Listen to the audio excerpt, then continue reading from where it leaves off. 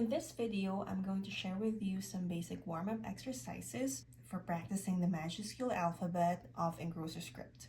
Here are the tools that I will use for today. I have Tom Norton's Walnut Drawing Ink. This is Moon Palace Vermilion ink. And I have transferred them in little jars here. I have a jar of water for rinsing my nib and paper towel for wiping it off. My pen holders are oblique. You see this metal flange here where I have inserted the Hunt 22 nib. I also have an 8mm guide sheet. My oblique pen holders, by the way, are from Garage Woodworking JP. And lastly, I have a guard sheet here to protect my paper from sweat and oils that are coming out of my palm. Just a quick note on my paper position and my position on the table. I prefer for my writing hand and my writing forearm to be fully resting on the table. When I hold my pen, I put my forearm parallel to my writing paper. So this is the edge of my table. I'm actually sitting sideways. A few years ago, this wasn't how I usually wrote. Before, I would have it somewhat like angled. I would also angle myself slightly towards the table. But lately, I've been finding that this is my comfortable spot for writing Engrosser script. I'm sideways, my forearm is on the table, my wrist is relaxed and straight, my forearm is also parallel to my page, and my nib, when I put it down, the middle of my nib is aligned with the slant of the guide sheets, which is the slant of our script. As I'm writing, I'm going to be keeping my hand on this same comfortable spot, this same area. What I'll be moving instead will be the paper underneath my hand. I'll be moving it like so that my hand stays in this comfortable spot. I don't have to bend my wrist going to the other side of the page. I don't have to swing my forearm. My hand stays put in this comfortable zone. I have here an exemplar of the Majuscule letters sorted alphabetically from A to Z. And the highlighted strokes in yellow is what's called the capital stem or the line of beauty. The capital stem is basically a shaded compound curve, and when I say compound curve, what that means, it's a curve that changes directions. So here you can imagine this is the left side, or the left curve rather, of an oval, and at the bottom here this is the right curve of another oval. So this shaded stroke is a compound curve changing directions. That's what's called line of beauty or capital stem, and it appears in 18 out of the 26 capital letters here. In the exercises that we'll go through today, I want to start with hairlines and then build up to shades before getting to what we call the capital stem. I want to start with downstroke hairlines spanning 3 spaces high on my 8mm guide sheet. You can definitely use a guide sheet that's not as tall as 8mm. It's up to you. So I'm just going to glide my nib from the top to the bottom, following the slant line. And what I like to do is I also like to not just trace the slant line, but also right in between, so as to train both my hand and my eyes in making parallel lines. You can do this with just finger movement. Nothing else in my hand is moving except for my fingers. Or you could use your whole forearm and glide your palm like so,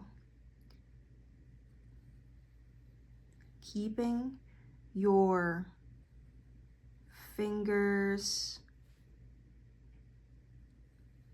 unmoving.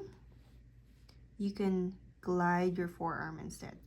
Obviously, as you can see, it makes for shaky lines. This is not something that I actually practice on my own a lot. I mostly use finger movement, but this is most definitely useful for creating bigger letters. Let's do a few more of that. Gently gliding your nib, going slow, just focusing on keeping these thin lines, thin hairlines on slant. And as you notice, I am moving my paper underneath my hand, and I'm trying to keep my nib, my palm on the same spot on the table because I know this is my comfortable writing zone. So it's almost like we are a typewriter where, you know, the paper is the one moving as we go across the page.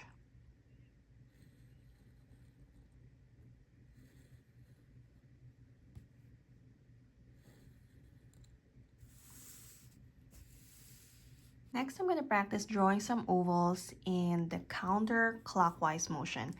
And roughly my ovals would be, I want to say, with a proportion of 2 units wide by 3 units tall. That's the standard oval in Engrosser script. But as you draw your own ovals, it doesn't necessarily have to follow the 2 by 3 proportion. Follow whatever your preference is. So I'm going to start near the top.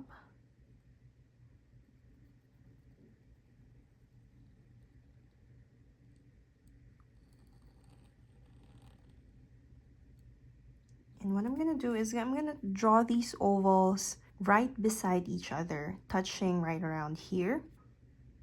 As I'm drawing it, I'm trying to be conscious of not creating any flat edges.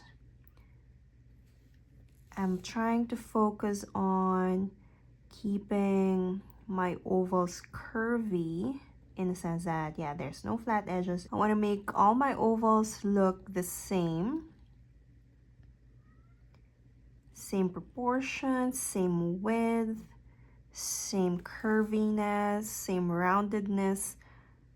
No sharp points, no flat edges, hopefully. Go slow as you can.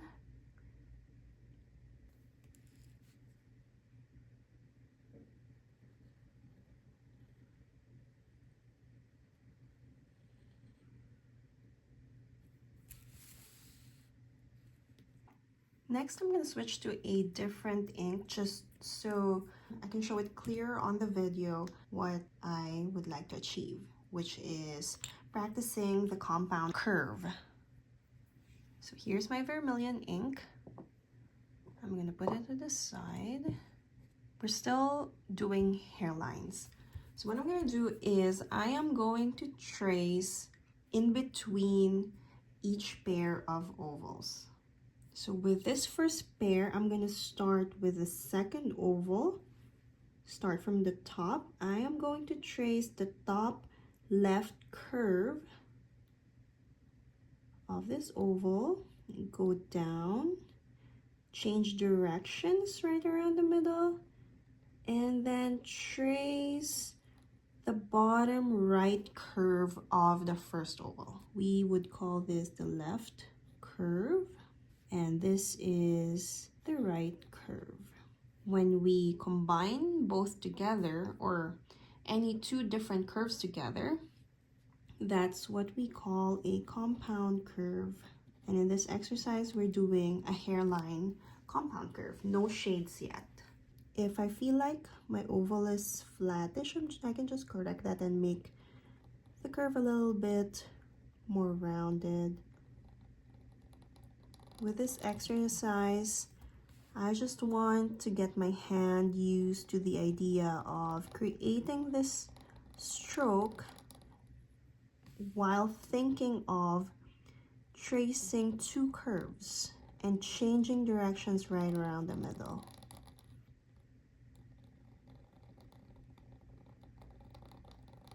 I try to avoid having a flat middle or a flat stroke right around the middle. As I trace around it, I like to keep that straightness very minimal because I want to keep two curves. I want to keep the integrity of two curves coming from a left curve going to a right curve. I want to keep that straightness in the middle very minimal. The next step would be practicing the compound curve hairline on your own without the oval training wheels. This could be a little bit daunting, especially if you are new to practicing majuscules. So let's just try our best and imagine that there are still two ovals in here, and we are just tracing the outside perimeter or circumference of those two ovals. I want to avoid hitting the slant line because when I hit that slant line, it makes me want to keep the middle straight, you know? So I'm going to try to draw my compound curve in between my slant lines. What you want to aim for is consistency in your strokes and the look of gracefulness in your curves.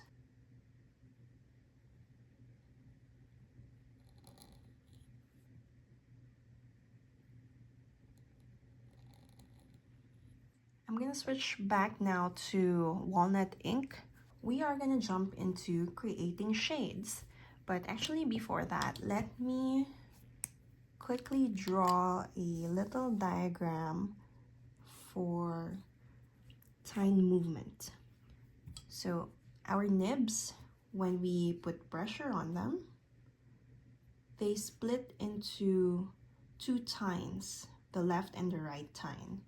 And it's very important to understand how these two tines move in order to create shades that do what you want them to do.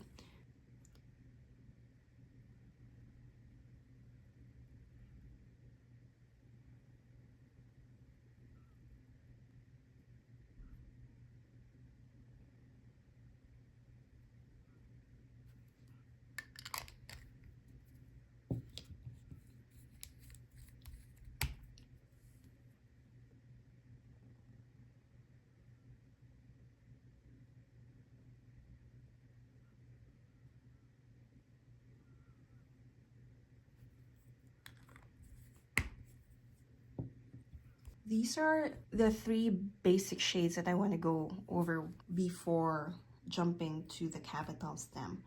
So the pink or the magenta strokes here, I would like you to know that this is the path that the left tine is going to follow when we're creating this shade or these three shades. And the blue one is going to be the path of our right tine. So the normal position of the nib is something like this, but I want you to turn your pen a little to the right, and not only to the right but also a little bit higher from the page. So a little to the right and a little higher from the page, and point it or land your right tine on the top right of this very, very thin parallelogram. The idea is when you put pressure on your nib, only the left tine moves. So the right tine keeps in place and the left tine is the one displaying out. So that's how you, or how I personally create flat tops. And then as we go along, we want to glide down this shape with even pressure until we reach the baseline. And once we reach the baseline, we gently release the right tine to meet our left tine, hopefully having a flat bottom or ending in a flat bottom for this shade.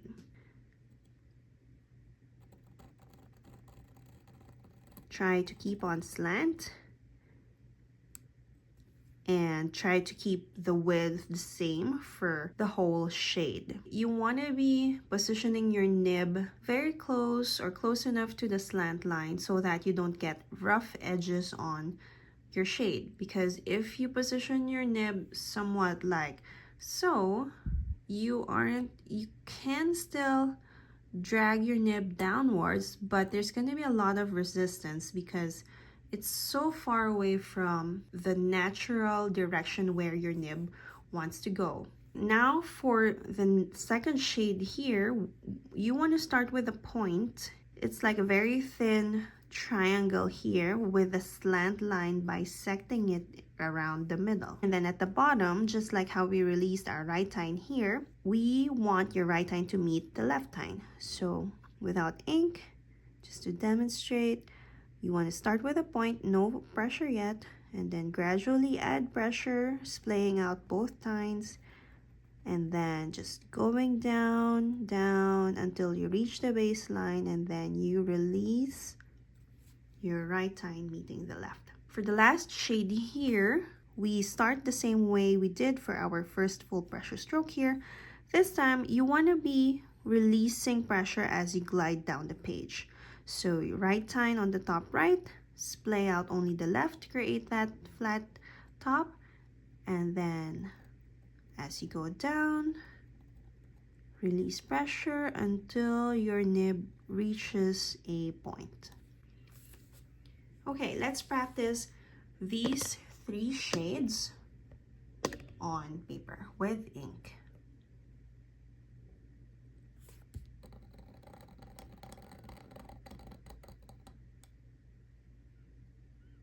You can always retouch. I think I had too much ink there. Let's try it one more time. Okay. Try to keep on slant with even pressure.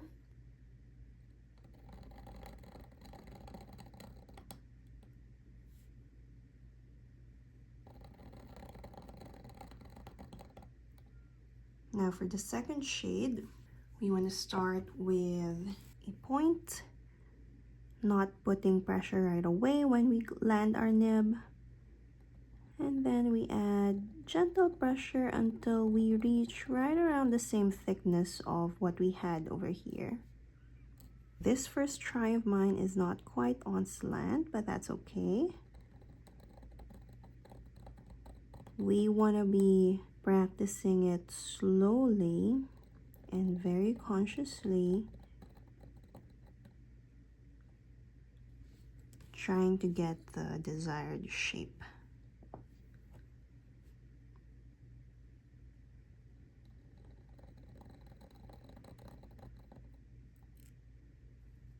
For the third shade here, we start with full pressure, same thickness as we used for the first full pressure stroke over there.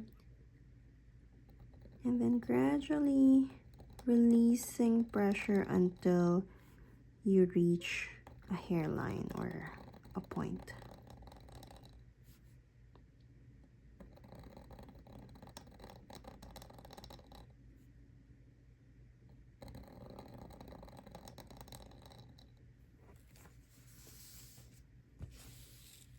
I'm going to be creating another row of ovals before we finally combine everything, meaning I want to combine my compound curve stroke here with our basic shades here to arrive at the capital stem.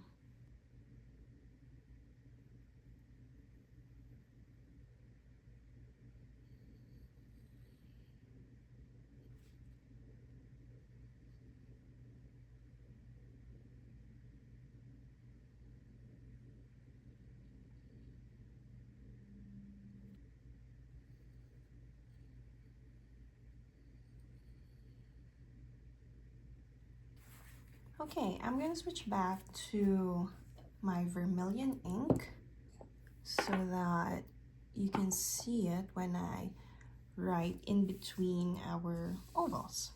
So we are going to combine this motion, the compound curve, hairline, and add it with our two shades here. We are going to start applying no pressure and then gently increase pressure, and then right around the middle we will be releasing that pressure and then curving outward in a hairline. What that motion will look like is something like this, where you start at the top of the second oval, curve, add pressure, the thickest would be right somewhere around the middle, and then start releasing pressure and then end with a hairline on your lower right curve of the first oval.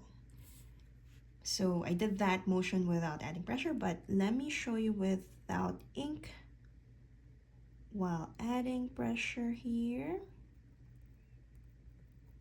And then releasing back to a hairline. So that is the motion that we are going to do. I'm gonna dip my nib now in ink. Start with a hairline, add pressure, and then start releasing pressure and back in a hairline. There we have our very basic capital stem, also called the line of beauty. I think I did it too straight over there. Let me try again and move my paper. We want to be always curving. We want to have graceful curves and a graceful, nice transition of our swell from thin to thick and back to thin again.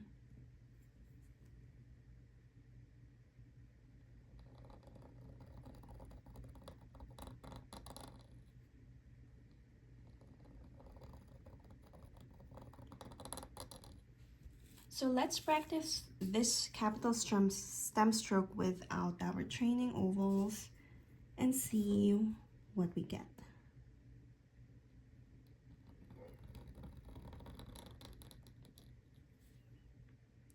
Hairline, add pressure, curve, release back into a hairline. Hairline, add pressure, thick swell, and then back into a hairline.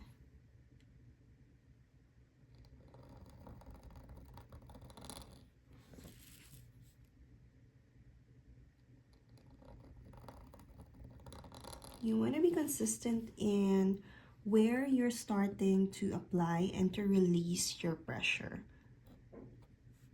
So here I'm pointing out the different points to where I started applying pressure, and then I kind of release. I tend to release my shades a bit low, but that's okay. Later you'll see we will be adjusting this capital stem stroke.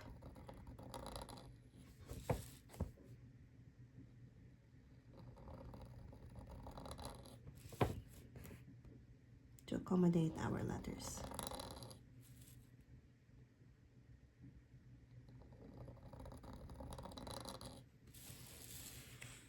Next thing I want us to do is to extend the hairline ending of our capital stem stroke. I want us to extend it further to the left, and when we do that, I want us to be thinking of an imaginary oval sitting right here, an oval that is horizontally placed, meaning its long axis is on the horizontal line. So I want us to be tracing an imaginary oval here. It's almost gonna look like we're drawing a ladle with an imaginary egg sitting on the spoon. Extend. Let's draw a few more of that. This stroke is gonna be the backbone of our capital letters, and it pays to practice this stroke so that you get it consistently. Whenever you put your nib on the page and you write your whole alphabet, your alphabet is gonna look like they're gonna look harmonized if you maintain the same kind of capital stem stroke.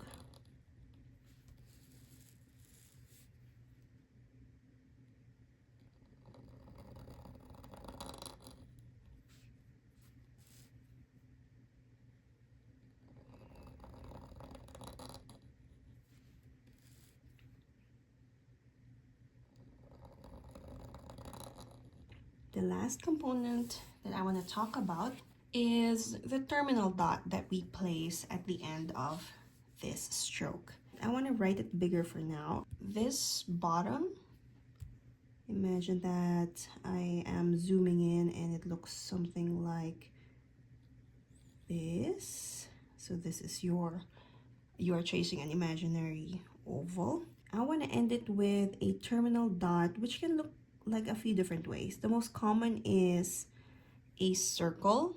So the way that we want to do it is we want to trace or draw that circle first before filling it with ink, because it's so much neater to do it that way. This is again a bigger version, but if I were to write it in a smaller version, it would look like something like so. And we want to place this dot inside of your imaginary oval. It's inside, it's not outside, it's not in the middle, it's inside.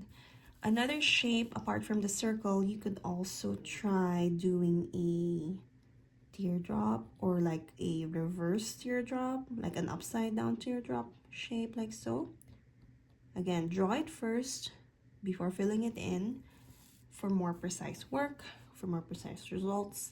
Or what else can we do? We could have a flat top like so. You could also use this ending. It's totally up to you. But the most common one is the circular dot. So let me do a couple capital stem strokes with this circular terminal dot. Maybe I'll do the other two as well. So again, start with the hairline, and then end with a ladle shape, and then now we're gonna place our terminal dot right maybe around the middle of this first space. So it's gonna look like something like this, and we want to keep this width consistent across our letters that have this particular basic stroke. It's gonna look different in some letters, but for the most part, you can identify which letters share the same basic stroke. So you can practice them together so that you can make them look consistent. So we can do a teardrop shape, and let me fit it at the very edge of this page.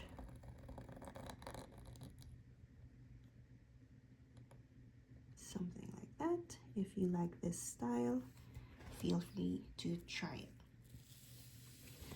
So there you go. Here are the basic strokes that I personally use when I'm gearing up to practice or to write my majuscule letters. I hope you find this helpful, and I'm gonna be uploading videos on each letter group of the alphabet.